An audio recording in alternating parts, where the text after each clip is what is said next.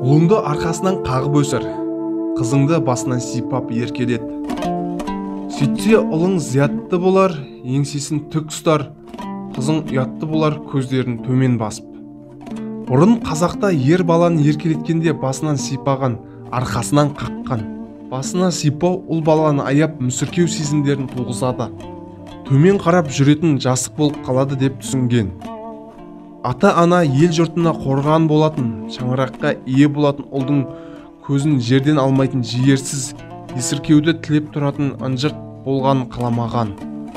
Ал арқасынан қаққанда ер бала батылданады, жігерленеді. Еңсесін тік ұстап, тура қарауға дағдыланады. Неге болса да тай салмай қарайтын қайратты, батыл болып ер жетсін деп ұлды арқадан қағыпты. Ал қыздарды керісінше басынан сипаған. Қыз жарт-жұрттық, қыздың бағы үйде емес түзде. Қыз басқа босағаны аттап өзге үйдің отын жағады, ұрпағын өсіреді. Қыз кететін бала ғой деп еркелетеді. Алдында не күтіп тұр екен, тағдырлары қалай болады екен деп басынан сипап аялаған.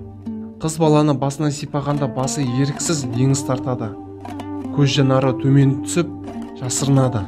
Кісі бетіне быжырайып қарамайтын әдетке үйреніп, қызға лайық биязы мінез қалыптасады. Арқадан қағу мен бастан сипаудың осындай талғамды астары тәрбиелік мәні бар екен. Бауыржан Момышұлы кітабынан.